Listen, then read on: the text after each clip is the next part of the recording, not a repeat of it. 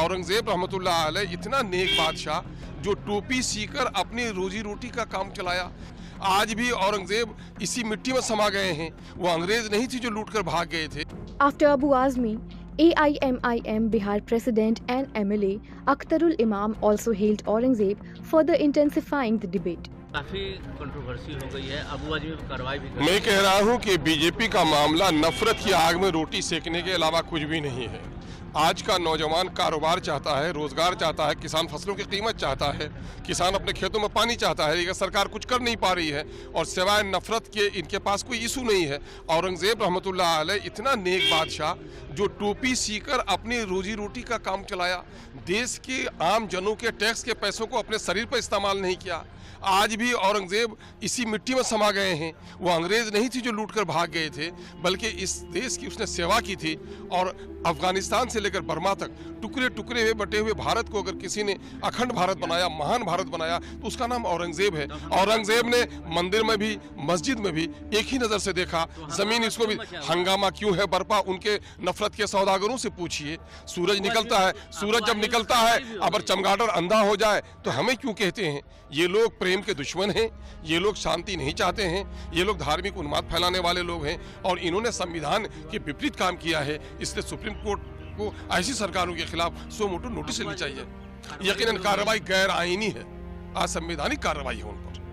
Abu Azmi's earlier praise for the emperor led to widespread outrage across the country, resulting in his suspension from the Maharashtra Assembly's budget session.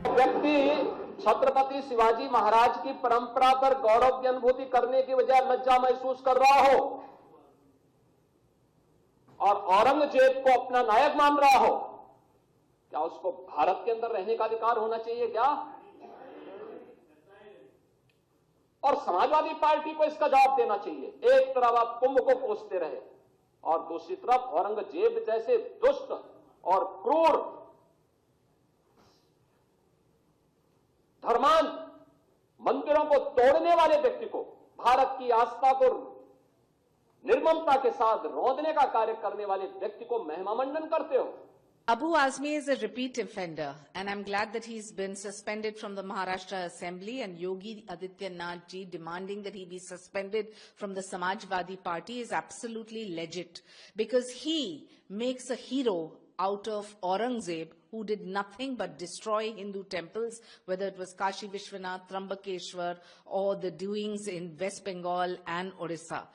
The fact is, when Abu Azmi has been suspended, this is the time he has to go into history and take a lesson or two. Maybe he should read books like Mazir-e-Alamgiri, which were written by Sayyid Mushtaq Khan, which is an official record of the barbaric regime of the Aurangzeb and the destruction that he has meted out to temples, the killing of Sambhaji, and the actual facts of real history. So, Mr. Abu Azmi ji, read up or maybe go watch a movie like Chhawa. This is the time when you're suspended that you can actually understand who Aurangzeb was and why the demand to suspend you. Subscribe to Midday India. Get direct notifications on all our videos by clicking on the bell icon.